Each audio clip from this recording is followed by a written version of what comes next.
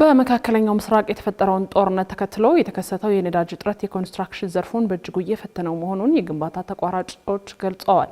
ከነዳጅ እጥረቱ በተጨማሪ በሀገሪቱ በአንዳንድ አካባቢዎች አልፎ አልፎ የሚከሰተው የጸጥታ ችግሮች የፕሮጀክት ግንባታዎች እንዲዘገዩ ከባሰም እንዲቋረጡ እያደረገ መሆኑን አክለው የግንባታ ተቋራጮቹ ይህንን የተናገሩት የከተማና መሰረተ ልማት ሚኒስቴር ባዘጋጀው የኢትዮጵያ መሰረተ ልማትና የኮንስትራክሽን ሳምንት አውደ ርዕይ መርሃ ግብር ላይ ነው። ፍስሐ ደሳለኝ ተጨማሪ አለው።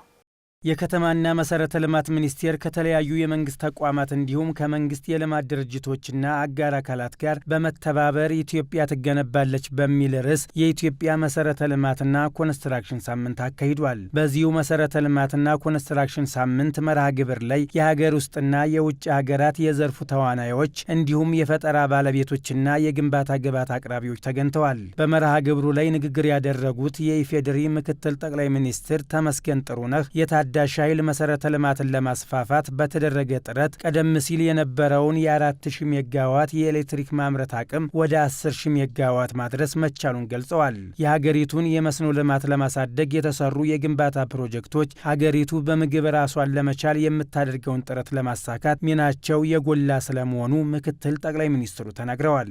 በኃይልና በመስኖ መሰረተ ልማት የታላቁን ህዳሴ ግድብ ግንባታ በውጤታማነት በማጠናቀቅ የታዳሽ ኃይል የማመንጨት አቅማችንን ከለውጡ በፊት 4000 ሜጋዋት አካባቢ የነበረውን በአሁኑ ሰዓት 10000 ሜጋዋት አካባቢ ማድረስ ተችሏል። የተለያዩ የመስኖ መሰረተ ልማት ፕሮጀክቶች ተጠናቀው በሺዎች የሚቆጠር ሄክታር መሬት ማልማት መቻላቸውን ስናይ ሀገራዊ የምግብ ሉዓላዊነትን ለማረጋገጥ እየሰራ ላለነው ስራ የጀርባ አጥንት ሆነዋል። በዲጂታል ዘርፍ የዲጂታል ኢትዮጵያ 2025 ስትራቴጂን በማሳካት የሞባይል ተጠቃሚ የኢንተርኔት ተጠቃሚዎች ከፍ እንዲሉ አድርገናል። ዛሬ ላይ 28 ከተሞቻችን የ5G እና 1070 ከተሞች የ4G ኔትወርክ ተጠቃሚ ሆነዋል። የዲጂታል ኢትዮጵያ 2030 ስትራቴጂን አጽድቀን በተሟላ ትግበራ ጀምረናል። የከተማና መሰረተ ልማት ሚኒስትሯ ጫልቱ ሳኒ በኢትዮጵያ ፕሮጀክቶችን ጀምሮ የመጨረስ አቅም መገንባቱንና የኢትዮጵያ የመንገድ ሽፋን ቀድሞ ከነበረበት 126000 ኪሎ ሜትር ወደ 182000 ኪሎ ሜትር አድጓል ብለዋል። በኮንስትራክሽን ዘርፉ የሚታዩ የጊዜ የጥራትና የወጪ ውስንነቶችን ለመቅረፍ የተወሰዱ የፖሊሲና የሕግ ማዕቀፎች የሀገሪቱን የመንገድ ሽፋን እንዲያድግ ማስቻሉንም ሚኒስትሯ ተናግረዋል። በተለይም የመንገድ መሰረተ ልማት አውታሮችንና የአውሮፕላን ማረፊያ ሜዳዎችን ማስፋፋትና ደረጃዎችን በማሳደግ ሀገራዊ ፕሮጀክቶችን በተቀመጠላቸው ጊዜ ከመጨረስ አኳያ መሻሻሎች መኖራቸውን ሚኒስትሩ አክለዋል። ባለፉት የለውጥ ዓመታት በመሰረተ ልማትና ኮንስትራክሽን ዘርፍ የታዩ ስኬቶችም እንዲሁ ዝም ብለው እየመጡ ሳይሆን መንግስታችን ዘርፉን የኢኮኖሚ ሽግግርና የሁለንተናዊ ብልጽግና የጀርባ አጥንት አድርጎ በመውሰዱ የተገኙ ስኬቶች ናቸው። ባለፉት 6 እና 7 ዓመታት በሀገራችን የነበረውን ደካማ የፕሮጀክት አፈጻጸም ባህል በመቀየር አዲስ ምዕራፍ ከፍተናል።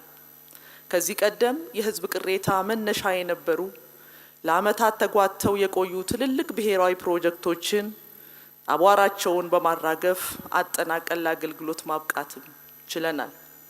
አሁን ላይ ፕሮጀክት ጀምሮ በአጭር ጊዜ በጥራትና በውጤታማነት ማጠናቀቅ በሀገር አቀፍ ደረጃ አዲስ ባህል እየሆነ መጥቷል። በዚሁ የመሰረተ ልማትና ኮንስትራክሽን ሳምንት መርሃ ግብር ላይ ተሳታፊ የነበሩ ተቋራጮች በበኩላቸው የነዳጅና የውጭ ምንዛሪ እጥረት በኮንስትራክሽን ዘርፉ ላይ እክል እየፈጠረ መሆኑን ተናግረዋል። አሁን ባለንበት ነባራዊ ሁኔታ ከፍተኛ ተግዳሮት ገጥሞናል እያልን ያለነው ነዳጅ ነው።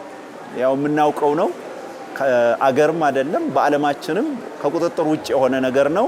ማንም ሊቆጣጠረው ያልቻለው ጉዳይ ነው።